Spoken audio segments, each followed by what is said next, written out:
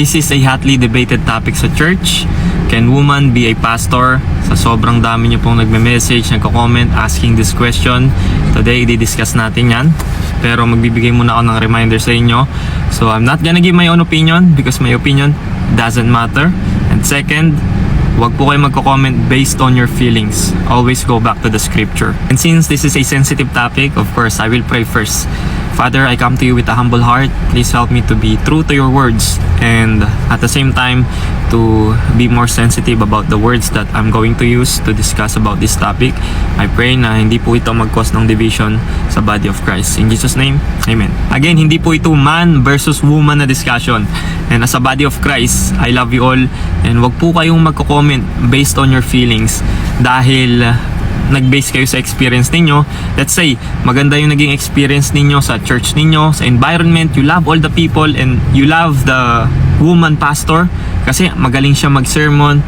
Okay, first of all, it doesn't matter kahit na ma-deliver ng babaeng pastor ang pinaka-greatest sermon of all time, hindi pa din po pwede maging pastor ang babae. Hindi ito pagiging disrespectful sa mga babae. Again, wag niyong titignan tong issue na to na man versus woman because the Bible is very clear that God has order and structure at kailangan nating sundin yun. Alam ko na may magsasabi sa inyo na wag mong limitahan yung Diyos kasi kayang i-anoint ng Diyos kung sino man ang nais niya maging pastor. Totoong-totoo po yan. But God also doesn't contradict Himself. So kung sinabi niya na women are not meant to be pastors, hindi po siya tatawag ng babae para maging pastor. Timothy chapter 2, let a woman learn quietly with all submissiveness. I do not permit a woman to teach or to exercise authority over a man.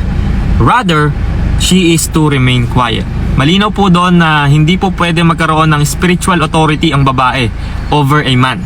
Sa church po, nag-a-assign ng Diyos ng iba't ibang role para sa babae at lalaki. So, ang babae po ba pwede mag-preach ng gospel? Absolutely. Pwede po ba mag-evangelize? Absolutely. Kahit nga prophesy, pwede. Sinabi sa Bible, hindi nire-restrict ang babae para mag-prophesy. No? Pero ito ang malinaw. No? Hindi po pwede magkaroon ng spiritual authority ang babae over a man. Paano po yung mga babae na ito yung nararamdaman nila sa puso nila na ito yung calling nila? Well, kaya kong magising isang araw at maramdaman ko na ang calling ko ay magkaroon ng madaming asawa. Pero hindi biblical yun. So bakit ba ang babae hindi pwede maging pastor o magkaroon ng spiritual authority over men? Una, Adam was created first, then Eve. At hindi si Adan yung na-deceive. It was the woman who was deceived. God created Adam first, si Eva nilikha para maging helper ni Adan. Yan yung order of creation at mag-a-apply yan sa family at sa church. Kasi po ang isang pastor ay responsible over the entire church. At ang pastor ay isang servant leader. Bawal ba maging leader ang mga babae? No. Marami tayong great leaders na babae dito sa bansa natin, sa ibang bansa, sa buong mundo, di ba? Pero again, hindi po pwede na ang mga lalaki sa church ay magpapasakop sa mga babae. God is very clear na nirestrict niya ang woman to have a spiritual authority over men. Linawin po ulit natin that doesn't make a woman less important and that doesn't make a woman less than men. God is God of order and God of structure. Pwede ba mag-preach ng gospel ang mga babae? Oo naman po. Kahit discipleship pwede. Isa lang po ang malinaw, women cannot have spiritual authority over men. Kasi being a pastor po is being a shepherd of a flock. And we all know po na God puts man over wife pagdating sa mini flock. Ano po yung mini flock? Family. Tingin nyo po ba babaguhin ng Diyos ang standard niya pagdating sa big flock? Big flock, I'm referring to the church. Ito po, imagine niyo na lang, uuwi yung babaeng pastor sa bahay nila and then syempre magsasubmit siya sa lalaki, sa asawa niya, sa husband kasi yun po ang sinabi sa Bible. Pero pagdating sa church, yung lalaki or yung husband naman ang magsasubmit sa wife kasi pastor siya. Contradicting na yon sa order at structure na ginawa ng Diyos. Again, woman cannot be pastors. Hindi po ito pagiging hateful, hindi po ito pagiging misogynist, hindi po ito pagiging sexist.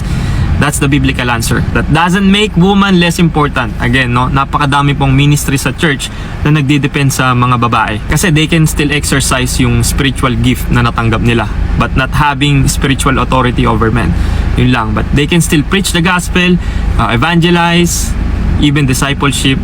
Pwede po yun. Hindi sila restricted doon. Kahit nga prophesying, sinabi sa Bible, they can prophesy. So don't hate me if you do not like the answer. Don't take it against me. Take it against the scripture, go back to the scripture. So wala pong division na mangyayari dito. And God bless you all.